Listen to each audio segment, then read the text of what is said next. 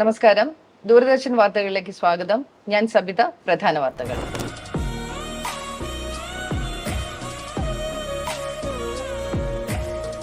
ഈ സീരിയലിലെ സബിതയാണോ വീട്ടില്? ഞാൻ പൊതുവെ കുറച്ച് അന്തർമുഖിയായിട്ടുള്ള ഒരാളാണ്. പൊതുവെ സൈലന്റ് ആയിട്ടിരിക്കുന്ന ഒരാളാണ്. സംസാരിച്ച് തുടങ്ങി കഴിഞ്ഞ് എപ്പം നിർത്തുമെന്ന് വരെ ചോദിക്കും ആൾക്കാരല്ലേ? എന്റെ മൺവീണയിൽ കൂടണയാനൊരു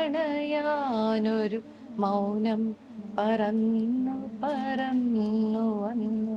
എനിക്ക് സാരി അത്ര ഇഷ്ടമല്ല. എനിക്ക് അത്ര കംഫർട്ടബിൾ അല്ല സാരി. ഞാൻ സാരി എന്റെ വർക്കിന് വേണ്ടി മാത്രമേ യൂസ് ചെയ്യാറുള്ളൂ. ചുരിദാറ്, സ്കേർട്ട് ഇഷ്ടമാണ്. സ്കേർട്ടും ടോപ്സും ഇഷ്ടമാണ്. എനിക്ക് ഷോപ്പിംഗ് ഭയങ്കര ക്രേസാണ്. ഇപ്പൊ ഞാൻ സങ്കടപ്പെട്ടിരിക്കുകയാണെങ്കിൽ എവിടെയെങ്കിലും പോയി ഒന്ന് ഷോപ്പിംഗ് ചെയ്താൽ എനിക്ക് റിലീഫ് ആവും. മനസ്സിനൊരു പ്രത്യേക സന്തോഷം കിട്ടും. ചിരി എനിക്ക് ഭയങ്കര കോംപ്ലക്സ് ആ ചിരിക്കാൻ. എന്റെ ചിരി ഏറ്റവും മോശമാണെന്നാണ് ഞാൻ വിചാരിക്കുന്നത്. ചിരിക്കാൻ എനിക്ക് ഭയങ്കര മടിയാ ശരിക്കും. ഇപ്പം എന്റെ ഒരു പ്രേക്ഷകർ വന്നിട്ട് എത്ര തിരക്കാണെങ്കിലും അവർക്കൊരു ഫോട്ടോ എടുക്കണമെങ്കിൽ അല്ലെ അവര് അതിന് നിന്നു കൊടുക്കാൻ, അവർക്ക് എപ്പോഴും അതൊരു സന്തോഷമുള്ള കാര്യമില്ല. അവര് നമ്മളിപ്പോ കളങ്കമില്ലാതെ സ്നേഹിക്കല്ലേ. മാതങ്കി എന്ന് പറഞ്ഞൊരു ക്യാരക്ടർ ഞാൻ ചെയ്തിരുന്നു. ഭയങ്കര ബോൾഡ് ആയിട്ടുള്ള ഒരു ക്യാരക്ടർ. സാധാരണ നെഗറ്റീവ് ആയിട്ടുള്ള ക്യാരക്ടേഴ്സ് എങ്ങനെയാ സ്ത്രീകളുമായിട്ടുള്ള ആയിരിക്കുമല്ലോ അധികം പ്രശ്നങ്ങൾ. ഇത് നേരിട്ട് ആണുങ്ങളായിട്ട് ഫൈറ്റ് ചെയ്യുന്ന ഒരു ക്യാരക്ടർ. വളരെ പവർഫുൾ ആയിട്ടുള്ള ക്യാരക്ടേഴ്സിനെ നായകനൊക്കെ ആയിട്ട് ഫൈറ്റ് മീൻസ് ഫിസിക്കലി ഉള്ള ഫൈറ്റ് അല്ല. വാളൊക്കെ എടുത്ത് അയാളത്ത് സംസാരിക്കുന്നൊക്കെ വളരെ ബോൾഡ് ആയിട്ടുള്ള ഒരു ക്യാരക്ടർ. ആ ക്യാരക്ടർ എനിക്ക് ഭയങ്കര ഇഷ്ടമുള്ള ഒരു ക്യാരക്ടറാണ്.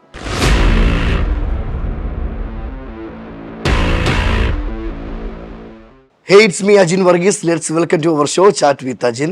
നമുക്ക് ഇന്ന് ഈ സ്പേസ് ഒരുക്കി തന്നത് ട്രിവാൻഡ്രത്തുള്ള സിൽവർ സ്റ്റാൻഡ് ആണ്. ഇന്ന് എന്നോടൊപ്പം ഉള്ളത് ഒരു മോഡലാണ്, ഒരു ആക്ട്രസ് ആണ്, ഒരു ആങ്കർ ആണ്. നമുക്ക് ഈ വ്യക്തിയോട് ചോദിച്ചു പോവാം. സ്വാഗതം ചെയ്യാം. സബിത, നമസ്കാരം. നമസ്കാരം. ഒത്തിരി സന്തോഷം കേട്ടോ. കാരണം ഒരു ആങ്കർ ആണെന്ന് പറഞ്ഞപ്പോഴും കേട്ടപ്പോഴും തന്നെ എനിക്ക് എത്രമേൽ ഇഷ്ടം തോന്നുന്നു. അപ്പൊ തുടക്കം കുറിക്കുന്നത് മോഡലിംഗിലാണോ ആങ്കറിംഗിലാണോ? തുടക്കം കുറിക്കുന്നത് ശരിക്കും മോഡലിംഗ് തന്നെയാണ്. ആഡ് ചെയ്തിട്ടാണ് തുടക്കം കുറിക്കുന്നത്. ഫസ്റ്റ് ഞാൻ ചെയ്തിരിക്കുന്ന ഒരു ആഡാണ്. അതിനുശേഷം പിന്നെ ഞാൻ ഒരു കന്യാ മിസ് ഫോട്ടോജൻ കോൺടെസ്റ്റിൽ വിന്നറായി, കേരള വിന്നറായി, അതായത് കവർ മാഗസിൻ വിന്നറായി. അതിനുശേഷം പിന്നെ ഒരു സീരിയൽ ചെയ്തു. അതിനുശേഷം പിന്നെ ന്യൂസ് റീഡറായി ദൂരദർശനിൽ ഒരു 5-6 വർഷം. പിന്നെ ആങ്കർ ആയിരുന്നു. സവിത എല്ലാ മേഖലയിലും കയ്യൊപ്പ് പതിപ്പിച്ചിട്ടുണ്ടല്ലേ? കുഴപ്പമില്ലാത്ത രീതിയിൽ എല്ലാ മേഖലകളിലും ചെയ്തിട്ടുണ്ട്. ഇപ്പം പറഞ്ഞു തുടക്കം കുറിച്ചത് മോഡലിംഗിലൂടെ ആണെന്ന് പറഞ്ഞു. എനിക്കൊരു മോഡൽ ആവണം, അല്ലെങ്കിൽ എനിക്ക് ആങ്കർ ആകാൻ പറ്റും, അല്ലെങ്കിൽ എനിക്ക് സീരിയലിൽ അഭിനയിക്കാൻ പറ്റും എന്നൊരു തോന്നൽ തുടങ്ങി എപ്പോഴായിരുന്നു? അങ്ങനെ പറഞ്ഞാല് ശരിക്കും പറഞ്ഞ ചെറുപ്പം മുതലേ ഉണ്ട് ഒരു ആഗ്രഹമുണ്ട്. പക്ഷെ ആഗ്രഹം ഉണ്ടെങ്കിലും ഞാൻ ഭയങ്കര ഷൈ ആയിട്ടുള്ള ഒരു കുട്ടിയായിരുന്നു. അങ്ങനെ ആരുടെ മിണ്ടത്തൊന്നുമില്ല. പക്ഷെ ഒരാളിപ്പോ വീട്ടിലൊക്കെ വരുവാണെങ്കിലും ഞാൻ ഒളിച്ചു വെക്കും. എന്റെ ബന്ധുക്കളൊക്കെ വരുമ്പോൾ, റിലേറ്റീവ്സ് ഒക്കെ വരുമ്പോഴും ഞാൻ ഇവര് വന്നു കഴിഞ്ഞാൽ ഞാൻ ഒളിച്ചിരിക്കും. കാരണം ഒരു നാണക്കേട് ആളാണ് മുന്നോട്ട് പോവാൻ എനിക്ക് കുഞ്ഞിലെ. പിന്നെ കുറച്ച് സമയം കഴിയുമ്പോൾ ഓക്കെ ആവും. അപ്പം ഈ കുഞ്ഞിലെ മുതലേ ഞാൻ എല്ലാം സ്റ്റേജിലൊക്കെ ഈ എന്താ പറയാ പാട്ട്, ഡാൻസ്, മോണോ ആക്ട്, മിമിക്രി ഒക്കെ ചെയ്യാറുണ്ട്. അപ്പൊ സ്റ്റേജ് കയറുന്നവരെ എനിക്കൊരു പേടിയാ. കേറി കഴിഞ്ഞാൽ പിന്നെ നമ്മുടെ കയ്യിലാ, ഒരു പ്രശ്നവുമില്ല. അങ്ങനെയാ ഉണ്ടായിരുന്നത്.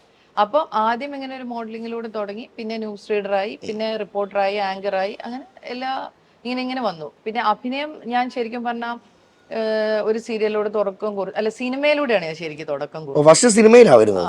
സിനിമയാണ് ഞാൻ ഫസ്റ്റ് ചെയ്തത്. സീരിയലിനെക്കാളും മുമ്പ് ചെയ്ത സിനിമയാണ് അത്. വർഷ എന്ന് പറഞ്ഞൊരു മൂവി. ആ മൂവിന്റെ പ്രത്യേകത എന്താ വെച്ചാൽ നമ്മുടെ വൈജയന്തിമാലയില്ലേ, ഫിലിം ആക്ട്രസ്, വലിയ ഫേമസ് ആയിട്ടുള്ള ഫിലിം ആക്ട്രസ്, അവരുടെ മകനെ നായകനായിട്ട് ഇൻട്രൊഡ്യൂസ് ചെയ്ത മൂവി ആയിരുന്നു. മുകേഷ് ഒക്കെ ഉണ്ടായിരുന്നു അതിൽ. ഞാൻ ഒരു ശരിക്കും പറഞ്ഞ ഒരു മിലിറ്ററി ആയി ബന്ധപ്പെട്ട ഒരു കഥയാണ്. കുറച്ച് ആളുകൾ ഞങ്ങള് ഒരു കാട്ടിലകപ്പെട്ടു പോകുന്നു. മിലിറ്ററിയിലുള്ള കുറച്ച് ട്രെയിനീസ് കാട്ടിലകപ്പെട്ടു പോകുന്നു. അങ്ങനെ അവര് ഒരു തീവ്രവാദി ഗ്രൂപ്പുമായിട്ട് ബന്ധപ്പെടുന്നതും ഒക്കെ പറഞ്ഞിട്ടുള്ള ഒരു കഥയായിരുന്നു. അപ്പൊ ഈ ഹോട്ട് എയർ ബലൂൺ അറിയാലോ, ഹോട്ട് എയർ ബലൂൺ ആദ്യമായിട്ട് ഇൻട്രൊഡ്യൂസ് ചെയ്തൊരു സിനിമയായിരുന്നു. വയനാട്ടിലായിരുന്നു ഷൂട്ട്. അപ്പൊ അത് കുറേ ബുദ്ധിമുട്ടിയിട്ട് ചെയ്ത ഒരു സിനിമയായിട്ട്. എന്ന് വെച്ചാൽ ഭയങ്കരമായിട്ട് സ്ട്രഗിൾ ചെയ്തൊരു സിനിമയാണ്. കാരണം നമുക്ക് കുറേ ഇങ്ങനെ മലയും കുന്നും കാടും ഒക്കെ കയറി ഇറങ്ങിയൊക്കെ അങ്ങനെയൊക്കെയുള്ള ഒരു സംഭവങ്ങളൊക്കെ അതിൽ കൂടുതലുണ്ടായിരുന്നു. പക്ഷെ നമ്മളെ തടവിലിടുന്നു, അങ്ങനെയൊക്കെ ആയിട്ട് കുറെ കാര്യങ്ങൾ. പക്ഷെ റിലീസായില്ല പടം. പിന്നെ റിലീസ് ആയി തോന്നുന്നു. ആക്ച്വലി എനിക്ക് അറിയില്ല റിലീസ്, പക്ഷെ ശ്രദ്ധിക്കപ്പെട്ടിട്ടില്ല പടം. റിലീസ് ആയില്ലെങ്കിൽ നമ്മൾ കഷ്ടപ്പെട്ട് അഭിനയിച്ചിട്ടുണ്ടായിരുന്നു. തീർച്ചയായിട്ടും. Second heroine Ruchita Prasad, mister ബട്ട്ലറിൽ നായിക രുചിത പ്രസാദ് എന്ന നായിക. അതിൽ ശരിക്കും നായികയ്ക്ക് പ്രാധാന്യമുള്ള ഒരു റോളാണ് ഞാൻ ചെയ്തത് ശരിക്കും. നല്ലൊരു സ്റ്റോറി ആയിരുന്നു അത്, നല്ലൊരു സിനിമയായിരുന്നു. ഈ തുടക്ക സമയത്ത് നമ്മൾ ആദ്യമായിട്ട് ക്യാമറയുടെ മുന്നിൽ വരുമ്പോഴും ഒരു സിനിമയിൽ ആദ്യമായിട്ട് അഭിനയിക്കുമ്പോൾ തോന്നിയ എക്സ്പീരിയൻസ് എങ്ങനെയായിരുന്നു? സിനിമയിൽ എക്സ്പീരിയൻസ് തന്നെ, നമ്മൾ അത് ആ സമയത്ത് നമ്മളിപ്പോ അഭിനയിക്കുന്ന സമയത്ത് ഇവര് പറയുന്നു, നമ്മൾ അഭിനയിക്കുന്നു, അങ്ങനെയുള്ള, അല്ലാതെ പ്രത്യേകിച്ച് അങ്ങനെ ഒരു പ്രശ്നങ്ങളൊന്നും തോന്നിയില്ല. ഇപ്പൊ ഞാൻ എപ്പോഴും ഇങ്ങനെയാണ്, എനിക്ക് ഈ ക്യാമറ ഇപ്പോഴും ഉണ്ട്. ഞാൻ ഈ അഭിനയിക്കുന്നതിന്റെ തൊട്ട് മുമ്പ് എനിക്കൊരു ടെൻഷൻ ഉണ്ടാവും. അതെല്ലാവർക്കും വരും, സ്വാഭാവികമായാണ്. ഞാനൊരു പെർഫെക്റ്റ് ആക്ട്രസ് ആണെന്നോ അല്ലെങ്കിൽ ഞാൻ ഇത്രയും കാലം എക്സ്പീരിയൻസ് ഉള്ള ആളാണെന്നോ ഒന്നും എനിക്ക് ഒരു കാര്യം ചെയ്യുമ്പോഴും തോന്നാറില്ല. ഫസ്റ്റ് ചെയ്യുന്ന പോലെ തന്നെ, ഇപ്പൊ ഇന്റർവ്യൂവിന് വന്നിരിക്കുമ്പോഴും ഫസ്റ്റ് ചെയ്യുന്ന പോലെ തന്നെ എനിക്ക് തോന്നുന്നു. ആ പ്രാധാന്യത്തോടുകൂടി തന്നെ എല്ലാം ചെയ്യാറ്.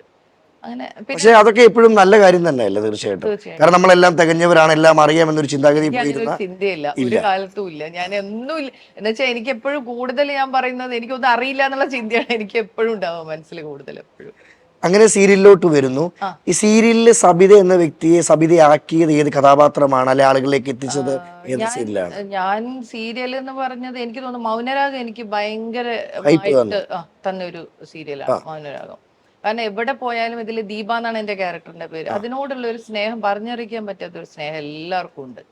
ഈ ഒരു ക്യാരക്ടർ ഞാൻ വളരെയധികം സ്നേഹിക്കുന്ന ഒരു ക്യാരക്ടറാണ്. പിന്നെ വേറൊരു ക്യാരക്ടർ, ഞാൻ ഇഷ്ടപ്പെടുന്ന ഒരു ക്യാരക്ടർ മാതങ്കി എന്ന് പറഞ്ഞൊരു ക്യാരക്ടർ ഞാൻ ചെയ്തിരുന്നു. GS അനിൽ സാർ ആണത്, അതിന്റെ റൈറ്റർ GS അനിൽ സാറാണ്. നമ്മുടെ കായംകുളം കൊച്ചുണ്ണിയുടെ മകൻ ടു ആണത്. കായംകുളം കൊച്ചുണ്ണി വളരെ ഫേമസ് ആയ ഒരു സീരിയൽ. അതിന്റെ കായംകുളം കൊച്ചുണ്ണിയുടെ മകൻ എന്ന് പറഞ്ഞിട്ട് ആയിരുന്നു അത് ആ സീരിയൽ. അപ്പൊ അതിൽ മാതങ്കി എന്ന് പറഞ്ഞൊരു ക്യാരക്ടർ, ഞാൻ ഇതുവരെ ചെയ്യാത്ത ഒരു ക്യാരക്ടർ, നെഗറ്റീവ് ഷെയ്ഡ് ഉള്ള ഒരു ക്യാരക്ടർ, ഭയങ്കര ബോൾഡ് ആയിട്ടുള്ള ഒരു ക്യാരക്ടർ. സാധാരണ നമ്മൾ സീരിയലിൽ കാണുമ്പോൾ സാധാരണ നെഗറ്റീവ് ആയിട്ടുള്ള ക്യാരക്ടേഴ്സ് എങ്ങനെയാ, സ്ത്രീകളുമായിട്ടുള്ള ആയിരിക്കുമല്ലോ അധികം പ്രശ്നങ്ങൾ, ഇതങ്ങനെയല്ല. ഇത് നേരിട്ട് ആണുങ്ങളായിട്ട് ഫൈറ്റ് ചെയ്യുന്ന ഒരു ക്യാരക്ടർ. എപ്പോഴും എല്ലാ പുരുഷന്മാരെയും വളരെ ബോൾഡ് ആയിട്ടുള്ള, വളരെ പവർഫുൾ ആയിട്ടുള്ള ക്യാരക്ടേഴ്സിനെ അവരോടാണ് ഇവര് നായകനൊക്കെ ആയിട്ട് ഫൈറ്റ് മീൻസ് ഫിസിക്കലി ഉള്ള ഫൈറ്റ് അല്ല, വാളൊക്കെ എടുത്ത് അയാളത്ത് സംസാരിക്കുന്നൊക്കെ വളരെ ബോൾഡ് ആയിട്ടുള്ള ഒരു ക്യാരക്ടർ. ആ ക്യാരക്ടർ എനിക്ക് ഭയങ്കര ഇഷ്ടമുള്ള ഒരു ക്യാരക്ടറാണ്. എനിക്ക് ബോൾഡ് ആയിട്ടുള്ള ക്യാരക്ടർ ചെയ്യാൻ ഭയങ്കര ഇഷ്ടമാണ്, നെഗറ്റീവ് ആയിട്ടുള്ള ക്യാരക്ടേഴ്സ് ചെയ്യാനും ഇഷ്ടമാണ്. പക്ഷെ പോസിറ്റീവ് ക്യാരക്ടേഴ്സ് ചെയ്യുമ്പോൾ ഒരു ഗുണം എന്താന്ന് വെച്ച് കഴിഞ്ഞാൽ നമുക്ക് ആൾക്കാർക്ക് നമ്മളോട് ഭയങ്കര സ്നേഹമായിരിക്കും, സ്നേഹം, ആ ഒരു അടുപ്പം. ശരിക്കും ആക്ച്വലി ഈ മൗനരാഗത്തിലെ ക്യാരക്ടർ കുറച്ചൊക്കെ എന്റെ ഒരു ഇത് ഉണ്ട് ആ ക്യാരക്ടറിന്. കാരണം ഏകദേശം അങ്ങനെയൊക്കെ തന്നെയാണ് ഞാൻ സവിതയുടെ റിയൽ ലൈഫുമായിട്ട് മാച്ച് ചെയ്യാൻ പറ്റുന്ന കഥാപാത്രം ഏതാ? മാച്ച് ചെയ്താൽ ഇതിന് കുറെയൊക്കെ മാച്ചിങ് ഉണ്ടെന്ന് തോന്നുന്നു. അല്ല, ദീപ എന്ന് പറഞ്ഞ ക്യാരക്ടർ ഞാൻ പറയുന്നത് കുറച്ച് പാവമായിട്ട്, ഞാൻ അങ്ങനെ ആരോടും കേറി അറ്റാക്ക് ചെയ്യുന്ന ഒരാളൊന്നും അല്ല. അപ്പം കുറച്ച് സോഫ്റ്റ് ആയിട്ട് പെരുമാറുന്ന ഒരാളാണ്, സോഫ്റ്റ് ആവേണ്ട സ്ഥലങ്ങളിൽ. അപ്പൊ ചില കാര്യങ്ങളിലൊക്കെ എനിക്ക് തോന്നിയിട്ടുണ്ട് ഈ ക്യാരക്ടർ ഞാനുമായിട്ട് കുറെ അടുപ്പമുണ്ട്. അപ്പൊ ഞാൻ ചിലപ്പോഴൊക്കെ വിചാരിക്കുന്നത് എങ്ങനെ റൈറ്റർക്ക് അറിയുന്നത് എന്റെ ജീവിതത്തിലെ കുറെ സാഹചര്യങ്ങളായിട്ട് ഇത് ഞാൻ അറിയാതെ അതെ, ഇതിനൊരു ബന്ധം വരുന്ന എനിക്ക് തോന്നിയിട്ടുണ്ട് ചില സന്ദർഭങ്ങളിലൊക്കെ. അങ്ങനെ ആ ഒരു കണക്ഷൻ എപ്പോഴും ഉണ്ടായിരുന്നല്ലേ? പിന്നെ നീലക്കുയിൽ എന്ന് പറഞ്ഞ സീരിയൽ ഭാവചിത്രയുടെ നിതിനൊക്കെ ആ സീരിയല് ജയകുമാർ സാറ് എപ്പോഴും ഞാൻ എന്റെ ഗുരുസ്ഥാനത്ത് കാണുന്ന ഒരാളാണ്. ഗുരുസ്ഥാനത്ത് കാണുന്ന ആളാണ്. അപ്പം സാറിന്റെ സീരിയലായിരുന്നു അത് അതിലും നല്ലൊരു ക്യാരക്ടറാണ് ഞാൻ ചെയ്തത് നീലക്കുയില്. ആദിയുടെ അമ്മയായിട്ട്. അതും എനിക്ക് വളരെ പോപ്പുലാരിറ്റി നേടിത്തന്ന ഒരു സീരിയലാണ് നീലക്കുയില്. എവിടെ പോയാലും ആളുകൾ ആദിയുടെ അമ്മ എന്ന് പറഞ്ഞിട്ട്, ഇപ്പൊ എന്റെ പകരം അമ്മയില്ലാത്ത അവസ്ഥയാണ് ഇപ്പൊ. കാരണം ഞാൻ കല്യാണിയുടെ അമ്മ, ആദിയുടെ അമ്മ അങ്ങനെയാണ് അറിയപ്പെടുന്നത്. അപ്പം നീലക്കുയില് എനിക്ക് നല്ലൊരു ഇത് നന്നൊരു സീരിയലാണ്. ശരിക്കും ഈ സിനിമയിൽ കിട്ടുന്ന ഒരു പോപ്പുലാരിറ്റിയേക്കാൾ കഥാപാത്രത്തെ കൂടുതൽ ഏറ്റെടുക്കും അമ്മമാരല്ലേ സീരിയലുകളിൽ? അമ്മമാര് മാത്രമല്ല കേട്ടോ, അമ്മമാര് മാത്രമല്ല. ഞാൻ അങ്ങനെ വിചാരിച്ചിരുന്നു മുമ്പ്, പക്ഷെ അമ്മമാരെല്ലാം പുരുഷന്മാരും ചെറിയ കുട്ടികളും തീരെ ചെറിയ കുട്ടികളും വരെ നമുക്ക് ഫാൻസ് ഉണ്ട്. വളരെ, അതെ, +2 പഠിക്കുന്ന കുട്ടികളൊക്കെ, ഞാൻ വിചാരിച്ചു കോളേജിലൊക്കെ പഠിക്കുന്ന കുട്ടികളൊന്നും അറിയാവോ? പക്ഷെ അങ്ങനെയല്ല, അവർക്കും ഭയങ്കര സ്നേഹമാണ്. പ്രായ അമ്മമാർക്കായാലും പുരുഷന്മാർക്കായാലും അങ്ങനെ എല്ലാ ഏജ് ഗ്രൂപ്പിലുള്ള ആൾക്കാരെ ഇതിനെ സ്നേഹിക്കുന്നുണ്ട്. മൗനരാഗത്തിന് പ്രത്യേകിച്ച് ഇപ്പൊ 1300 എപ്പിസോഡായി. അപ്പൊ ഇപ്പോഴും നമ്മൾ തുടർന്ന് പോവാണ്. ഇപ്പോഴും നമ്മൾ ആ പൊസിഷൻ, നല്ല പൊസിഷനിൽ, ഏറ്റവും ഫസ്റ്റ് സെക്കൻഡ് പൊസിഷനിൽ നിന്ന് പോവാണ്. അത് ഏഷ്യാനെറ്റിൽ ആണല്ലോ ഇത്രയും പോപ്പുലർ ആയിട്ടുള്ള. അപ്പം അതൊരു ബ്ലെസ്സിങ് ആണ്, ദൈവത്തിന്റെ സ്നേഹമാണ്, ആളുകളുടെ സപ്പോർട്ടാണ്. അതിന് എല്ലാരോടും നന്ദി പറയാം കേട്ടോ. ഞങ്ങളുടെ മൗനരാഗത്തിന് ഇത്രയും സപ്പോർട്ട് ചെയ്യുന്ന എല്ലാരോടും നന്ദി പറയാൻ. ഇപ്പൊ നിലവിൽ ചെയ്തിരിക്കുന്ന മൗനരാഗം സീരിയൽ ഇപ്പൊ ഞാൻ ചെയ്തുകൊണ്ടിരിക്കുന്നു. പിന്നെ ഇപ്പൊ ധ്യാൻ ശ്രീനിവാസന്റെ കൂടെ ഒരു മൂവി ചെയ്തു, നല്ലൊരു ക്യാരക്ടറാണ്. ബിനുരാജ് സാറാണ് ഡയറക്ടർ.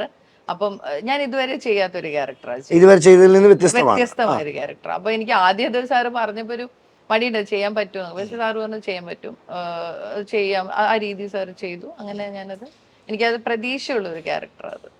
ഈ ആങ്കറിങ് ഇവിടെയൊക്കെ ചെയ്തിട്ടുണ്ട്? ആങ്കറിങ് ഞാൻ ചെയ്തിട്ടുള്ളത് ദൂരദർശനിലാണ്. ദൂരദർശനിൽ രണ്ട് പ്രോഗ്രാം ചെയ്തിട്ടുണ്ട്. അൻവർ എന്ന് പറഞ്ഞ അൻവർ സാറിന്റെ പ്രോഗ്രാമാണ്. സാറായിരുന്നു ഇതിന്റെ പ്രൊഡ്യൂസർ. സാറും എനിക്ക് ഇത് പറഞ്ഞ പോലെ ഗുരുതുല്യന ഒരാളാണ്. അപ്പം വളരെ പൈതൃകം എന്ന് പറഞ്ഞിട്ട് ഒരു പ്രോഗ്രാം, അത് ശരിക്കും പറഞ്ഞാൽ ദൂരദർശന്റെ ഏറ്റവും വളരെ ഫേമസ് ആയിട്ടുള്ള ഒരു ഷോയാണ്.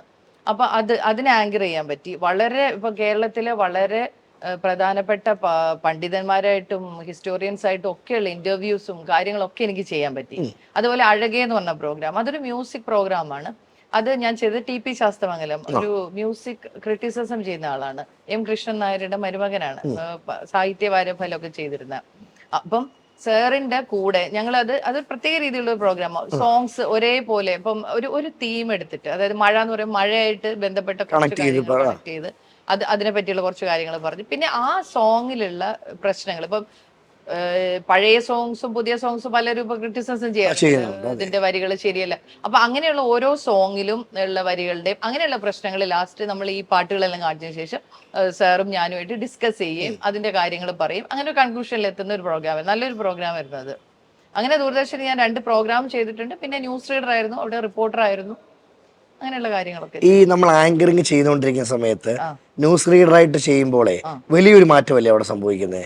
ഇല്ല, എനിക്ക് അങ്ങനെ വ്യത്യാസം തോന്നിയില്ല. ഓരോന്നിലും നമ്മൾ നിൽക്കുമ്പോൾ അതിനനുസരിച്ച് നമ്മൾ മാറുകയല്ലേ വേണ്ടത്. അതായത് ഇപ്പൊ ന്യൂസ് റീഡിങ്ങിന്റെ ഇതല്ല ആങ്കറിങ്, രണ്ടും വ്യത്യസ്തമാണ്. ന്യൂസ് റീഡിങ് വരെ നമ്മൾ ലൈവായിട്ടാണ് ന്യൂസ് ചെയ്യുന്നത്. അപ്പൊ നമ്മുടെ ശരീരഭാഷ എല്ലാം വ്യത്യാസമാണ്. ആങ്കറിങ്ങിൽ നിന്നും വ്യത്യാസമാണ് ന്യൂസ് റീഡിങ്ങിന്റെ ശരീരഭാഷ. ഈ ന്യൂസ് റീഡിങ് നമുക്ക് വേണ്ടി 2 വാക്ക് പറയാമോ? ഞാൻ പറയാം, എന്തെങ്കിലും ഒരു മാറ്റർ വേണമല്ലോ, അല്ല നമുക്കിപ്പോ എന്ത് മാറ്റം തരാൻ പറ്റും? എന്തെങ്കിലും ഒരു പേപ്പർ എന്താ നോക്കിയിട്ട് ഞാൻ പറയാം. അപ്പൊ നമുക്ക് സവിതയുടെ ഒരു ഓർമ്മപ്പെടുത്തലും കൂടെ ആയിരിക്കും ഇതല്ലേ? എനിക്കിപ്പോഴും ഇഷ്ടമാണ് ന്യൂസ് ചെയ്യാൻ. അപ്പൊ നമുക്കിത് വായിച്ചാലോ? ഓ തീർച്ചയായിട്ടും.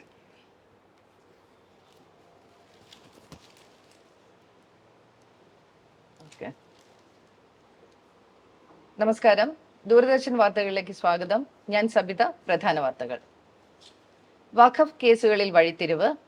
വഖഫ് നിയമ ഭേദഗതിക്ക് മുൻകാല പ്രാബല്യമില്ലെന്ന് ഹൈക്കോടതി.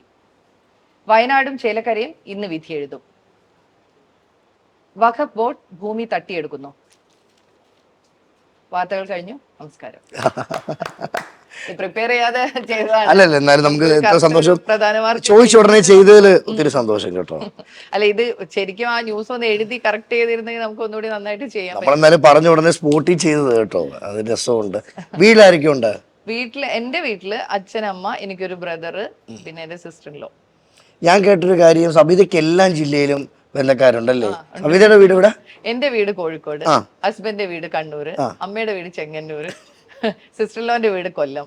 എല്ലായിടത്തും ഉണ്ട് ബന്ധുക്കള്. കേരളം ഫുള്ള് നമ്മുടെ ബന്ധുക്കള് തന്നെയാണ്. വീട്ടിലൊക്കെ സപ്പോർട്ടാണോ? തീർച്ചയായിട്ടും വളരെ സപ്പോർട്ടാണ്. അതുകൊണ്ടാണല്ലോ നമുക്ക് ഇങ്ങനെ ചെയ്യാൻ പറ്റും. എന്നാൽ ഒരുപാട് കുട്ടികൾ ഈ ഒരു ഫീൽഡിലോട്ട് ഇറങ്ങാൻ നേരത്ത് ഒരുപാട് മാതാപിതാക്കളാണെങ്കിൽ പറയും ഈ ഫീൽഡിൽ പോകണ്ട, ഈ ഫീൽഡ് ശരിയല്ല. അപ്പൊ അതൊക്കെ നോക്കുമ്പോൾ സബിതയുടെ വീട്ടിൽ സപ്പോർട്ടായിരുന്നു? തീർച്ചയായിട്ടും സപ്പോർട്ടായിരുന്നു. എനിക്ക് ആദ്യമേ എന്റെ വീട്ടിൽ നിന്ന് ഒരു എതിർപ്പും വന്നിട്ടില്ല ഈ ഫീൽഡിലേക്ക് വരാനായിട്ട്. ഈ പഠനകാലത്തും ആഗ്രഹങ്ങൾ ഇതൊക്കെ തന്നെ ആയിരുന്നു? പഠനകാലത്ത് ഞാൻ നമ്മൾ പണ്ട് ആഗ്രഹിക്കുമല്ലോ ഫ്ലൈറ്റ് ഒക്കെ ഇതാവാൻ. ഞാൻ ലോയർ ആവാൻ ആഗ്രഹിച്ചത്, കാരണം LLB പഠിച്ചത്. പക്ഷെ അന്നും എല്ലാ കാര്യങ്ങളിലും പങ്കെടുക്കുമായിരുന്നു. ഫാഷൻ ഷോസിന് ഇതുപോലെ ഫെസ്റ്റ് മോഡലൊക്കെ ആയിട്ടുണ്ട് കോളേജിൽ. എല്ലാ കാര്യങ്ങളിലും പങ്കെടുക്കും. ഡാൻസ്, പാട്ട്, എല്ലാ കാര്യങ്ങളിലും പങ്കെടുക്കാറുണ്ട്. അന്നേ ഒരു എന്താ പറയാ, എനിക്ക് പിന്നെ ഉള്ള ഒരു സങ്കടം എന്താ പറയാ, എന്റെ ലൈഫിലൊരു സങ്കടം ഞാൻ പറയാം.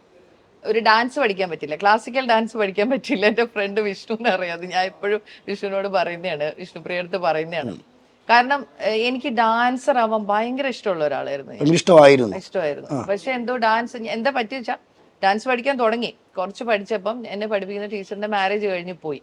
പിന്നെ എന്തൊക്കെയോ കാരണങ്ങൾ കൊണ്ട് എനിക്ക് പഠിക്കാൻ പറ്റിയില്ല. ഞാൻ ഇപ്പോഴും എന്റെ അച്ഛനും അമ്മയോടും പരാതി പറയും, എന്നെ നിങ്ങൾ ഡാൻസ് പഠിപ്പിച്ചില്ലല്ലോ. എനിക്ക് അത് ഭയങ്കര സങ്കടമാണ്. ഈ ഡാൻസ് കൂടെ പഠിപ്പിച്ചിരുന്ന എല്ലായിടത്തും കൈവെക്കുമായിരുന്നു. ഡാൻസ് ഇപ്പൊ നമ്മൾ പറഞ്ഞു തന്ന് ചെയ്താൽ ചെയ്യാൻ പറ്റും, പക്ഷെ ക്ലാസിക്കൽ ഡാൻസർ പഠിക്കണമെന്നും എന്റെ ഏറ്റവും വലിയ ആഗ്രഹം എന്ന് വെച്ചാൽ ഗുരുവായൂരപ്പന്റെ ഭയങ്കര ഭക്തിയാണ് കേട്ടോ. അപ്പൊ ഗുരുവായൂർ അമ്പലത്തിൽ ഒരു അരങ്ങേറ്റം നടത്തണം ഡാൻസ് പഠിച്ചിട്ടെന്ന് എനിക്ക് വലിയ ആഗ്രഹമുണ്ട്. പക്ഷെ ഇപ്പോഴും പഠിക്കാൻ പറ്റും. പക്ഷെ ഇപ്പൊ എന്താ പ്രശ്നം എന്ന് വെച്ച് കഴിഞ്ഞാൽ നമുക്ക് ചിട്ടയായ ഒരു പഠനത്തിന് പറ്റില്ല. നമ്മൾ ഷൂട്ടും കാര്യങ്ങളുമായിട്ടൊക്കെ തിരക്കിലാണ്. ഇപ്പൊ എന്ത് കാര്യം നമ്മൾ അത് പഠിച്ചു കഴിഞ്ഞാൽ കൃത്യമായിട്ട് പഠിച്ച് കൃത്യമായി ചെയ്യണ്ടേ, അല്ലാതെ എന്തെങ്കിലും ആയിട്ട് അതുകൊണ്ട് പറ്റുന്നില്ല. അത് നല്ല നിരാശന്റെ മനസ്സിലുണ്ട്. എനിക്ക് ഡാൻസർ എന്ന് പറഞ്ഞാൽ എന്റെ ഭയങ്കര ഇഷ്ടമുള്ള ഒരു കാര്യമായിരുന്നു. അപ്പൊ ഡാൻസുകളൊക്കെ ഒരുപാട് കാണുകയും ചെയ്യും. അതാണോ കൂട്ടുകാരി വിഷ്ണുപ്രിയെ കൊണ്ട് നടക്കുന്നത്? അതെ അതെ. വിഷ്ണുപ്രിയ അതേപോലെ തന്നെ പിന്നെ ഡാൻസ് പഠിച്ച ഒരാളായിരുന്നു. പഠിച്ച് ഇഷ്ടം പോലെ പ്രോഗ്രാംസ് വിഷ്ണുപ്രിയ ഇപ്പൊ ചെയ്യുന്നുണ്ട്. ഞാൻ എപ്പോഴും പറയും വലിയൊരു ഇതാണ് വിഷ്ണുപ്രിയന്റെ ഒരു അത് ചെയ്ത് ആദ്യം പഠിച്ചിട്ടില്ല, പിന്നെ പഠിച്ച് ഇപ്പൊ ഇഷ്ടം പോലെ പ്രോഗ്രാംസ് വിഷ്ണുപ്രിയ ചെയ്യുന്നുണ്ട്. ഈ ഒരുപാട് ആളുകൾ പറയുന്നുണ്ട് സീരിയൽ ചെയ്യുന്ന ആളുകൾക്ക് സിനിമ കിട്ടാറില്ല, അതിൽ വിശ്വസിക്കുന്നുണ്ടോ? അത് കിട്ടാറില്ല എന്ന് പറയുന്നത് എനിക്ക് തോന്നുന്നത് ഈ ഷെഡ്യൂളിന്റെ പ്രശ്നമുണ്ടല്ലോ. അതായത് ഇപ്പൊ നമുക്ക് ഷൂട്ട് തുടങ്ങി കഴിഞ്ഞാൽ നമുക്ക് അതൊരു കമ്മിറ്റ്മെന്റ് പോലെയല്ലേ. എല്ലാ മാസവും കറക്റ്റ് ടൈമിൽ നമ്മൾ അവിടെ ഉണ്ടാവണം. ആ സമയത്ത് സിനിമ വരുമ്പോൾ ചിലപ്പോൾ നമുക്ക് ചെയ്യാൻ പറ്റില്ല. അതൊരു കാര്യമാണ്. അപ്പോൾ പാറ്റേൺ വ്യത്യാസം വരത്തില്ലേ? ചിലപ്പോൾ ഇവിടെ ഓവർ ആക്ടിങ് ആണ്, സിനിമയിൽ അത്രയും വേണ്ട, അതോ ഡയറക്ടർമാർ ഇതാണോ? അതെ, തീർച്ചയായിട്ടും. എന്നെ സംബന്ധിച്ചിടത്തോളം ഞാൻ ഫുള്ളായിട്ട് ഡയറക്ടറെ ഡിപ്പെൻഡ് ചെയ്ത് അഭിനയിക്കുന്ന ഒരു ആർട്ടിസ്റ്റാണ്. ഞാൻ വലിയൊരു ആർട്ടിസ്റ്റ് ഒന്നുമില്ല. ഇപ്പൊ ഞാൻ കമലഹാസനെ പോലെയൊക്കെ പറയാൻ അങ്ങനെ ഒരു ഇതൊന്നും എനിക്കില്ല. അത്ര വലിയ ആർട്ടിസ്റ്റ് എന്നുള്ള രീതിയിലല്ല ഞാൻ പറയുന്നത്. പക്ഷെ ഞാൻ എന്ത് ചെയ്യുമ്പോഴും അതിന്റെ ഡയറക്ടറെയാണ് ഞാൻ പൂർണ്ണമായിട്ടും ഡിപ്പെൻഡ് ചെയ്യുന്നത്. അവർ പറയുന്ന പോലെ ചെയ്യും.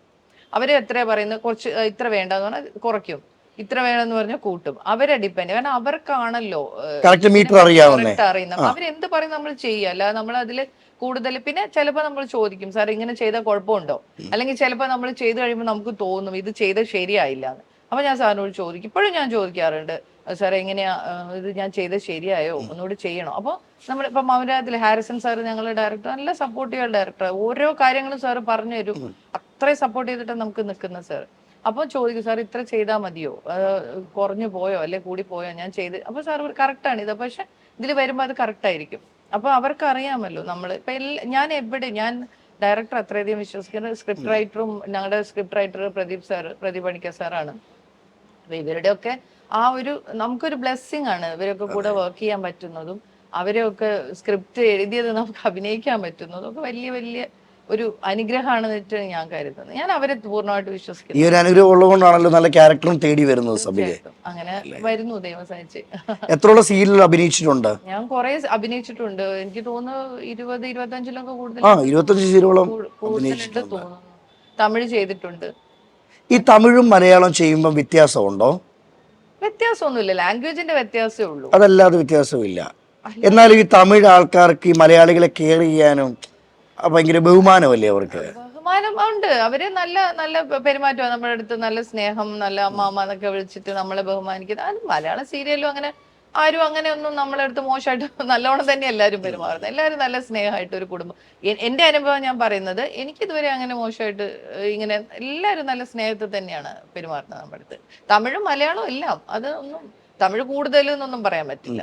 മലയാളത്തിലും നമുക്ക് നല്ല രീതിയിൽ തന്നെ നമ്മളെടുത്ത് എല്ലാവരും നല്ല കെയർ ചെയ്ത് തന്നെ നമ്മളോട് പെരുമാറും. ഇപ്പൊ നമുക്ക് ഒരു ലെവലിൽ എത്തുമ്പോൾ നമുക്കൊരു ആഗ്രഹം കാണും, ഇനിയിപ്പോ സിനിമ അല്ലെ തമിഴ് ഹിന്ദി തെലുങ്ക് ഇങ്ങനെ പോകണം. അതുപോലെ സവിതയുടെ ജീവിതത്തിൽ ഇനിയുള്ള ആഗ്രഹങ്ങൾ എന്തൊക്കെയാണ്? എനിക്കിപ്പോ തെലുങ്ക് സീരിയൽ 2-3-4 വന്നിട്ടുണ്ട്. ഞാൻ ചെയ്യാത്ത എന്താണെന്ന് വെച്ചാൽ, എനിക്കിപ്പോ ഈ ഷെഡ്യൂൾ 1 to 15 മൗനരാഗത്തിന്റെ ഷെഡ്യൂളാണ്. അപ്പൊ അവരുടെ ഡേറ്റ്സ് എന്ന് പറഞ്ഞു കഴിഞ്ഞാൽ ഈ സെക്കൻഡ് വീക്കും തേർഡ് വീക്കും. അപ്പൊ അത് ചെയ്യുമ്പോൾ ഇത് ചെയ്യാൻ പറ്റില്ല എനിക്ക്. അതുകൊണ്ട് ഞാൻ മാറ്റി വെച്ചിരിക്കുകയാണ്. തമിഴ് തെലുങ്ക് എല്ലാം ഓഫർ എനിക്ക് വരാറുണ്ട്. പിന്നെ എന്റെ കംഫർട്ട്, എന്റെ മകന്റെ ഹസ്ബൻഡ് ഒക്കെ കംഫർട്ട്, എല്ലാം നമ്മുടെ ലൈഫിന്റെ കംഫർട്ട് എല്ലാം വെച്ചിട്ടാണ് ഞാനതാ ചോദിക്കാൻ വന്നതേ. ഈ ഷൂട്ടിങ്ങിന്റെ തിരക്കിന്റെ ഇടയ്ക്ക് വീട്ടിലൊക്കെ പോവാൻ സമയമുണ്ടോ? സമയമുണ്ട്, തീർച്ചയായിട്ടും. നമ്മളെല്ലാം മാനേജ് ചെയ്യണമല്ലോ. പിന്നെ എന്റെ ഹസ്ബൻഡ് ആയാലും നല്ല സപ്പോർട്ടീവ് ആണ് പുള്ളിക്കാരൻ. അതുകൊണ്ട് എനിക്ക് ഒരു പ്രശ്നങ്ങളും ഇല്ല.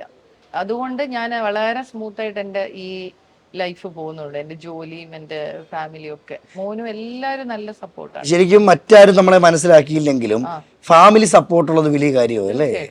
എന്റെ അങ്ങനെ ആരും മനസ്സിലാക്കാതെ, എനിക്ക് അങ്ങനത്തെ ഒരു കോംപ്ലിക്കേറ്റഡ് ആയിട്ട് ആളുകളെ തോന്നുന്നില്ല കേട്ടോ. നമ്മൾ അങ്ങനെ എല്ലാരും നല്ല ആളുകളായിട്ട്, എന്ന് വെച്ചാൽ നല്ല ആളുകൾ എന്ന് പറഞ്ഞാൽ നമ്മളോടുള്ള നമ്മൾ എങ്ങനെ പെരുമാറുന്നു അതുപോലെ തിരിച്ചു കിട്ടുക. അങ്ങനെ ഒരു വലിയൊരു കോംപ്ലിക്കേഷൻ ഒന്നും അങ്ങനെ ലൈഫിൽ ഉണ്ടായിട്ടില്ല എനിക്ക്. അങ്ങനെ വളരെ മോശമായ ആളുകള്, വളരെ മോശമായ പെരുമാറ്റ രീതികൾ, അങ്ങനെ ഒരു പ്രശ്നങ്ങളൊന്നും ഉണ്ടായിട്ടില്ല. ഇപ്പൊ നമ്മുടെ ജോലി സംബന്ധമായിട്ടാണ് ഞാൻ പറയുന്നത്. പിന്നെ ഈ ഫീൽഡല്ലേ, എന്തെങ്കിലുമൊക്കെ പ്രശ്നങ്ങൾ ഉണ്ടാവില്ല. അപ്പൊ അങ്ങനെയൊക്കെ, അല്ലാതെ ഇപ്പൊ ഈ എടുത്തു പറയത്തക്ക വലിയൊരു ഇഷ്യൂസ് ഒന്നും എന്റെ ഈ പ്രൊഫഷണൽ ലൈഫിൽ എനിക്ക് ഉണ്ടായിട്ടില്ല. ഈ സീരിയലിലെ സബിതയാണോ വീട്ടില്? സീരിയലിലെ സബിതയാണ് വീട്ടിലെന്ന് ചോദിച്ചാൽ ഞാൻ പൊതുവെ കുറച്ച് അന്തർമുഖിയായിട്ടുള്ള ഒരാളാണ്. ഇങ്ങനെ ഓവറായിട്ട് ഇങ്ങനെ ആളുകളോട് കേറി ഇടപഴകില്ല. സംസാരിക്കത്തില്ല. പക്ഷെ ഇടപഴകി കഴിഞ്ഞാൽ ഇടപഴകും. പൊതുവെ സൈലന്റ് ആയിട്ടിരിക്കുന്ന ഒരാളാണ്. സംസാരിച്ചു തുടങ്ങി കഴിഞ്ഞ് ഇത് എപ്പം നിർത്തുമെന്ന് വരെ ചോദിക്കും ആൾക്കാരല്ലേ. ഈ അത്രയൊന്നും മകൻ എപ്പോഴെങ്കിലും തോന്നിയിട്ടുണ്ടോ എനിക്ക് അമ്മയെ പോലെ അഭിനയിക്കണം? എന്റെ മകൻ അഭിനയിച്ചിട്ടുണ്ടല്ലോ. ആ മകൻ 3 സീരിയൽ, 2 ടെലിഫിലിം, ഒരു സീരിയൽ മോൻ ചെയ്തിട്ടുണ്ട്. പിന്നെ മോന് ശരിക്കും പറഞ്ഞ അവന് നന്നായിട്ട് ഡാൻസ് ചെയ്യും, നന്നായിട്ട് പാട്ട് പാടും. എനിക്ക് സാധിക്കാതെ എന്റെ മോനിലൂടെ ഞാൻ സാധിപ്പിക്കുന്നല്ലേ. അവന് ഡാൻസ് പഠിപ്പിച്ചിട്ടില്ല, ക്ലാസിക്കൽ ഡാൻസ് പഠിപ്പിച്ചിട്ടില്ല ഞാൻ. പിന്നെ പക്ഷെ അവനിപ്പോ മെഡിസിൻ പഠിക്കുക, ഇപ്പൊ 2nd ഇയർ ആയി മോൻ. അപ്പം അത്രയും വലിയ മോനുണ്ട്. അപ്പൊ മെഡിസിന് പഠിക്കുന്നു. അപ്പൊ അവന് ഇപ്പൊ കോളേജിൽ പോയതിനു ശേഷം അവൻ എല്ലാത്തിലും എല്ലാ കാര്യങ്ങളിലും പങ്കെടുക്കുന്നു. അവരുടെ കോളേജിന് ഇപ്പൊ ഓവറോൾ ചാമ്പ്യൻഷിപ്പ് ഒക്കെ കിട്ടി. അപ്പൊ ഞാൻ ഇവൻ ശരിക്കും പറഞ്ഞ +2 വരെ അത്ര ഞാൻ കണ്ടിട്ടില്ല ഓപ്പൺ ആയിട്ട് ആളിങ്ങനെ ഇതാവുന്നത്. പക്ഷെ ഇപ്പൊ ഞാൻ തന്നെ ചോദിച്ചു, ആൾ ഇത്രയൊക്കെ നന്നായിട്ട് ചെയ്യുമായിരുന്നോ എന്നുള്ള ഒരിത്. ഇപ്പൊ എന്ത് പ്രോഗ്രാം ഉണ്ടെങ്കിലും അവൻ അതിലുണ്ട് അവിടെ. അപ്പൊ ഞാൻ വിചാരിച്ചു ഇത്രയും ആൾക്ക് ചെയ്യാനുള്ള കഴിവുണ്ടായിരുന്നോ എന്നുള്ളത്. പിന്നെ ആൾ അങ്ങനെ ഓപ്പൺ ആയിട്ട് ഈ പറഞ്ഞ പോലെ ഷൈ ആണ് കുറച്ച്. അങ്ങനെ ഓപ്പൺ ആയിട്ട് വന്ന് ഇപ്പൊ നമ്മളിപ്പോ ഒരു സദസ്സിലൊക്കെ ഇരുന്നിട്ട് വന്ന് വിളിച്ച് മോനെ പാട്ട് പാടുന്ന പറഞ്ഞാൽ അവൻ അങ്ങനെ വരുമൊന്നുമില്ല. അപ്പൊ ഞാൻ വിചാരിച്ചു ഇത്രയൊക്കെ ആള് ചെയ്യുമായിരുന്നോ. പിന്നെ ആള് നന്നായിട്ട് എഴുതും. നന്നായിട്ട് എഴുതും. ഒരു സ്ക്രിപ്റ്റ് എഴുതി വെച്ചിട്ടുണ്ട് സിനിമയ്ക്ക് വേണ്ടിട്ട്, ഒരു സ്ക്രിപ്റ്റ് എഴുതി. അതിലൊരു അമ്മ അഭിനയിക്കുവോ? തീർച്ചയായിട്ടും അമ്മ അഭിനയിക്കുമായിരിക്കും, എനിക്കറിയില്ല. എനിക്ക് അവസരം തന്നാലല്ലേ? അവസരം തന്നെ അഭിനയിക്കും. അപ്പൊ ആ സ്ക്രിപ്റ്റ് ഒക്കെ ഉടനെ അടിപൊളിയാവട്ടെ. നമുക്കിവിടെ രണ്ടുപേര് പാടാവോ? പാട്ട് എനിക്ക് വളരെ മോശമാണ് എന്റെ പാട്ട്. എന്നാലും നമ്മൾ ചോദിച്ചുകൊണ്ട് രണ്ടുപേര്. ഞാൻ എല്ലാത്തിലും കഴിഞ്ഞ പ്രാവശ്യം കൈരളീന്റെ ഇന്റർവ്യൂവിൽ ഞാനൊരു പാട്ട് പാടി. ആ പാട്ട് തന്നെ ഇപ്പോഴും പാടി കഴിഞ്ഞ ആൾക്കാർ നമ്മള് പ്രേക്ഷകരത് കേട്ടിട്ടില്ലല്ലോ. ഓക്കെ, ഞാൻ പാടാം. എന്റെ മൺവീണയിൽ കൂടണയാനൊരു മൗനം പറന്നു പറന്നു വന്നു, പാടാൻ മറന്നൊര പാട്ടിലെ തേൻ കണം പാറിപ്പറന്നു വന്നു.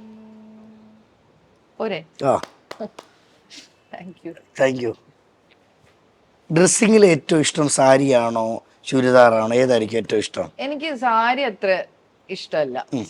എനിക്ക് അത്ര കംഫർട്ടബിൾ അല്ല സാരി. ഞാൻ സാരി എന്റെ വർക്കിന് വേണ്ടി മാത്രമേ യൂസ് ചെയ്യാറുള്ളൂ. പിന്നെ ബാക്കി എല്ലാ ഡ്രസ്സുകളും, ചുരിദാർ, സ്കേർട്ട് ഇഷ്ടമാണ്. സ്കേർട്ടും ടോപ്സും ഇഷ്ടമാണ്. പിന്നെ ആ ചുരിദാർ മീൻസ് എല്ലാം ഇഷ്ടമാണ്. അങ്ങനെയുള്ള ഡ്രസ്സുകളൊക്കെ ഇഷ്ടമല്ല, മോഡേൺ ഡ്രസ്സുകളൊക്കെ ഇഷ്ടമാണ്. ഞാൻ കേട്ടത് വീട്ടിൽ ഡ്രസ്സിന് തന്നെ വലിയൊരു കളക്ഷൻ ഉണ്ടെന്നാ കേട്ടോ. ശരിയാണ്, ഡ്രസ്സിന്റെ കളക്ഷൻ ഉണ്ട്. എനിക്ക് ഷോപ്പിംഗ് ഭയങ്കര ക്രേസാ.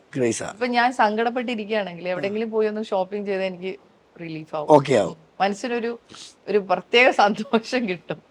അങ്ങനെയുണ്ട്. അതുപോലെ ഓക്കെ ആകുന്ന സിറ്റുവേഷൻ ഇവിടെ പോകുമ്പോഴാണ്? സിനിമയ്ക്കാണോ അതോ ഫാമിലിയോടൊപ്പം? ഫാമിലിയോടൊപ്പം തീർച്ചയായിട്ടും വളരെ സന്തോഷമാണ്. മോനും ഹസ്ബൻഡ് പറഞ്ഞ പോലെ തന്നെ അദ്ദേഹം ഇങ്ങനെ നമുക്ക് കുറേ സിനിമകളൊക്കെ, എനിക്ക് ക്ലാസിക് ആയിട്ടുള്ള സിനിമകൾ, ഹിന്ദി, മലയാളം, തമിഴ് ഒക്കെ കാണിച്ചു തന്നെ എൻ്റെ ഹസ്ബൻഡാണ്. ഞാൻ അധികം ഇങ്ങനെ ഇരുന്ന സിനിമ കാണില്ല. പക്ഷെ പുള്ളി സ്ഥിരമായിട്ട് ഇങ്ങനെ സിനിമകൾ കാണുമ്പോൾ ഞാനും അതിന്റെ കൂടെ ഇഷ്ടപ്പെട്ട കുറേ പടങ്ങൾ കണ്ടിട്ടുണ്ട്. സ്മിത പാട്ടീലിന്റെ ഒക്കെ, എനിക്ക് സ്മിത പാട്ടീലിനെ ഭയങ്കര ഇഷ്ടമാണ്. രേഖയെ ഇഷ്ടമാണ്, ശോഭന, ഇവരുടെയൊക്കെ പടങ്ങള്. രേഖ എനിക്ക് ഭയങ്കര ഇഷ്ടം. അപ്പൊ അവരുടെയൊക്കെ പടങ്ങളൊക്കെ എനിക്ക് കാണിച്ചു തരും. പഴയ പടങ്ങളും പുതിയ പടങ്ങളും. ഇപ്പോഴത്തെ പുതിയ പടങ്ങളൊക്കെ എല്ലാം കാണിച്ചു തരുന്ന പുള്ളിക്കാരനാവും. ആരെങ്കിലും പറഞ്ഞിട്ടുണ്ടോ ചിരി നല്ല രസമെന്ന് പറഞ്ഞിട്ടുണ്ടോ? ചിരി എനിക്ക് ഭയങ്കര കോംപ്ലക്സ് ആ ചിരിക്കാൻ. എന്റെ ചിരി ഏറ്റവും മോശം എന്നാണ് ഞാൻ വിചാരിക്കുന്നത്. പല്ല് കാണിച്ച് ചിരിക്കാൻ എനിക്ക് ഭയങ്കര മടിയാ ശരിക്കും പറഞ്ഞാൽ. ഈ നമ്മൾ ഈ പുറത്തിറങ്ങും ഇപ്പൊ ആളുകൾ തിരിച്ചറിയുന്നു. പക്ഷെ പണ്ട് നമ്മൾ ആഗ്രഹിച്ചിട്ടുണ്ട് ഒരാളെ അറിഞ്ഞിരുന്നെങ്കിൽ, അല്ലെ ഒരു അങ്ങനെ ആഗ്രഹിച്ചിട്ടില്ല. അങ്ങനെ തിരിച്ചറിയണം അങ്ങനെ ആഗ്രഹിച്ചിട്ടല്ല. നമ്മൾക്ക് എന്താ പറയാ, ഇപ്പം ഇതിലേക്ക് വരണം, അഭിനയിക്കണം എന്നൊക്കെയുള്ള ആഗ്രഹമുണ്ട്. എന്നാൽ തിരിച്ചറിയണം അത് പിന്നെ നമ്മൾ മനസ്സിലാക്കുന്നതാണ്. ഇപ്പം നമ്മള് ഒരു സീരിയലിൽ വന്നാൽ നമ്മളെ ആളുകൾ തിരിച്ചറിയാം. ആദ്യം തന്നെ നമ്മൾ അഭിനയിക്കണം എന്ന് ആഗ്രഹിക്കുമ്പോൾ അതിനെ പറ്റിയൊന്നും അധികം ചിന്തിക്കാറില്ല, അറിയില്ലല്ലോ. ഇപ്പൊ ആളുകൾ തിരിച്ചറിയുന്നുണ്ട്, അതിൽ വളരെ സന്തോഷം. ഞാൻ ഇപ്പം എൻ്റെ ഒരു പ്രേക്ഷകർ വന്നിട്ട് എത്ര തിരക്കാണെങ്കിലും അവർക്കൊരു ഫോട്ടോ എടുക്കണമെങ്കിൽ അല്ലെ അവര് അതിന് നിന്ന് കൊടുക്കാൻ, കാരണം അവർക്കൊരു എപ്പോഴും എൻ്റെ ഹസ്ബൻഡ് പറയും, പുള്ളിക്കാരനാണ് അധികവും ഫോട്ടോ എടുക്കുക. എത്ര തിരക്കാണെങ്കിലും ചെയ്തു കൊടുക്കും. പുള്ളി പറയും നമ്മൾ ഇതുപോലെ എത്രയോ ആർട്ടിസ്റ്റ്, അവർക്ക് എപ്പോഴും അതൊരു സന്തോഷമുള്ള കാര്യമില്ലേ. നമ്മൾ ചിലപ്പോൾ ഭയങ്കര തിരക്കിലൊക്കെ നിൽക്കുകയായിരിക്കും, എന്നാലും നമ്മൾ അവർക്കായിട്ട് സംസാരിക്കാനും ഞാൻ സമയം കണ്ടത്. അവരല്ലേ നമ്മളെ ശക്തി, അവരല്ലേ, അവരാണല്ലോ അവര് നമ്മളിപ്പോ കളങ്കമില്ലാതെ സ്നേഹിക്കല്ലേ. ഒരു കളങ്കവും ഇല്ലല്ലോ. നമ്മളെ പറ്റി അവർക്ക് ഒന്നും അറിയില്ല. ഈ ക്യാരക്ടർ മാത്രം കണ്ടല്ലേ അവര് നമ്മളെ സ്നേഹിക്കുന്നത്. അതെ. അപ്പൊ അവരോട് നമ്മളത് തിരിച്ച് കൊടുക്കണം എന്നാണ് എൻ്റെ ഒരു അഭിപ്രായം. ഈ സബിത ചെയ്യുന്ന ഓരോ കഥാപാത്രങ്ങളും ആളുകൾ ഇഷ്ടപ്പെട്ട് ഏറ്റെടുത്ത് സബിതയെ സ്നേഹിക്കുമ്പോൾ ഇന്ന് പ്രേക്ഷകർ ഈ വീഡിയോ കാണുന്നുണ്ടെങ്കിൽ എന്തുവാ പറയുള്ളൂ അവരോട്? എനിക്ക് എല്ലാരോടും നന്ദിയാണ് പറയാനുള്ളത്. എന്നെ ഇത്രയും സപ്പോർട്ട് ചെയ്യുന്നതിനും എന്നെ ഇത്രയും സ്നേഹിക്കുന്നതിനും എനിക്ക് ഹൃദയം തൊട്ട നന്ദിയുണ്ട് നിങ്ങൾ എല്ലാവരോടും. ഇതുപോലെ എന്നെ ഇനിയും സപ്പോർട്ട് ചെയ്യണം എന്നാണ് എനിക്ക് പറയാനുള്ളത്. എനിക്ക് വേണ്ടി പ്രാർത്ഥിക്കണം. നല്ല നല്ല ക്യാരക്ടേഴ്സ് ചെയ്യാനുള്ള ഒരു ഊർജം എനിക്ക് കിട്ടണം എന്ന് നിങ്ങൾ എല്ലാവരും പ്രാർത്ഥിക്കണം. എനിക്ക് ഒത്തിരി സന്തോഷമാണ് എൻ്റെ പ്രേക്ഷകർ എന്നെ ഇഷ്ടപ്പെടുന്നതിലും നമ്മൾ ചെയ്യുന്ന വർക്കുകൾ ഏറ്റെടുക്കുന്നതിലും കുറേ സന്തോഷം, വളരെ സന്തോഷം. സബിത നമ്മുടെ ലൈഫിൽ സബിത തന്നെ പറഞ്ഞു ഫാമിലി ഭയങ്കര സപ്പോർട്ടാന്ന് പറഞ്ഞു. അപ്പം നമ്മുടെ ഈ ഒരു ഇന്റർവ്യൂവിന്റെ മുഴുവൻ സബിത പറയുന്നുണ്ട് ഹസ്ബൻഡ് ഹസ്ബൻഡ് ഹസ്ബൻഡ്. അപ്പൊ ഞങ്ങൾക്ക് ഈ പേരൊന്ന് അറിയണം. പുള്ളിയുടെ പേര് രമിത് ജയരാജൻ എന്നാണ്, കോർപ്പറേറ്റ് ലോയർ ആണ്. മോന്റെ പേര് രഹൻ. മോൻ മെഡിസിൻ ഇപ്പൊ സെക്കൻഡ് ഇയർ പഠിക്കുന്നു. പിന്നെ എനിക്ക് എൻ്റെ ഫാദർ ബാലകൃഷ്ണൻ നായർ, അമ്മ സുഭദ്ര, രണ്ടുപേരും റിട്ടയർഡ് ടീച്ചേഴ്സാണ്. ഹസ്ബൻഡിന്റെ ഫാദർ മേജർ ജയരാജൻ, അമ്മ പ്രഭാവതി. മകന്റെ പേര് ഞാൻ പറഞ്ഞല്ലോ അല്ലേ. പിന്നെ എന്റെ ബ്രദർ സുഭാഷ്, ബ്രദറിന്റെ വൈഫ് സൗപർണിക, രണ്ടുപേരും ആർട്ടിസ്റ്റുകൾ. അപ്പൊ വീട്ടിൽ തന്നെ എല്ലാ ഫീൽഡിലുള്ള ആൾക്കാർ ഏകദേശം ഉണ്ട്. തീർച്ചയായിട്ടും. അച്ഛനും അമ്മയൊക്കെ. എന്റെ അച്ഛൻ പൊതുവെ ഒരു നല്ല കലാകാരനായിരുന്നു. അച്ഛൻ നന്നായിട്ട് പെയിന്റ് ചെയ്യുമായിരുന്നു, നന്നായിട്ട് പ്രസംഗിക്കുമായിരുന്നു. അപ്പൊ ഞാൻ കഥാപ്രസംഗം ചെയ്തിട്ടുണ്ട് കേട്ടോ. എന്റെ ഒരു തുടക്കത്തില് കഥാപ്രസംഗം എന്ന് പറഞ്ഞ സംഭവം ഞാൻ കുറെ ചെയ്തിട്ടുണ്ട്. അതെല്ലാം അമ്മയാണ്. അമ്മ നന്നായിട്ട് പാട്ട് പാടുകയും കുറച്ച് കലയെ അമ്മയുടെ ഫാമിലിയിലുള്ള ആളുകളും കുറച്ച് കലാപരമായിട്ട് വളരെ ഇതാണ്. പേരപ്പനുണ്ട് മങ്കൊമ്പ് ശിവശങ്കര പിള്ള, കഥകളി ആർട്ടിസ്റ്റ് ആയിരുന്നു. എന്റെ ബ്രദർ ഉണ്ട് ഹരി എന്ന് പറഞ്ഞ എന്റെ പേരമ്മയുടെ മകൻ. പുള്ളി ലിറിക്സ് എഴുതും, നന്നായിട്ട് പെയിന്റ് ചെയ്യും. പുള്ളി കുറെ ആൽബംസ് ഇപ്പോൾ ചെയ്തിട്ടുണ്ട്. അങ്ങനെ എല്ലാരും സപ്പോർട്ടീവാണ്, കുഴപ്പമില്ല. പിന്നെ ഹസ്ബൻഡിന്റെ വീട്ടിലായാലും അച്ഛനും അമ്മയൊക്കെ രണ്ടുപേരും കലയായിട്ട് നല്ല ഇഷ്ടമുള്ള ആൾക്കാരാണ്. കലയുടെ ഒരു കൂട്ടുകുടുംബം തന്നെ. തീർച്ചയായിട്ടും. എന്റെ ഫാദറിലോയും മദറിലോയും തന്നെ പാട്ടുപാട് അങ്ങനെയുള്ള കാര്യങ്ങളും അവര് എപ്പോഴും അങ്ങനെ ഒരു എനർജറ്റിക് ആയിട്ട് ഇരിക്കാൻ ആഗ്രഹിക്കുന്ന ആൾക്കാർ. ഈ കലയിൽ നിന്നിട്ട് തന്നെ അവർക്ക് എല്ലാവർക്കും ഇത്തരം കാര്യങ്ങളൊക്കെ നല്ല സപ്പോർട്ടാണ്. എന്റെ സിസ്റ്റർ ലോസ് ആയാലും എല്ലാവരും. പിന്നെ എന്താ പറയാ, കുഴപ്പമില്ല. നമ്മള് ഫാമിലി എല്ലാരും എപ്പോഴും ഒരുമിച്ച് നമ്മൾ സന്തോഷമായിട്ട് ഇങ്ങനെ മുന്നോട്ട് പോകും. ജീവിതത്തിൽ ഏറ്റവും വലിയ സന്തോഷം തീർച്ചയായിട്ടും. എനിക്ക് ഒത്തിരി സന്തോഷം ഇങ്ങനെ ഒരു ഇന്റർവ്യൂ അജിൻ വന്നതിലും എടുത്തതിലും ഒത്തിരി സന്തോഷം. ഒത്തിരി താങ്ക്സ്. Thank you.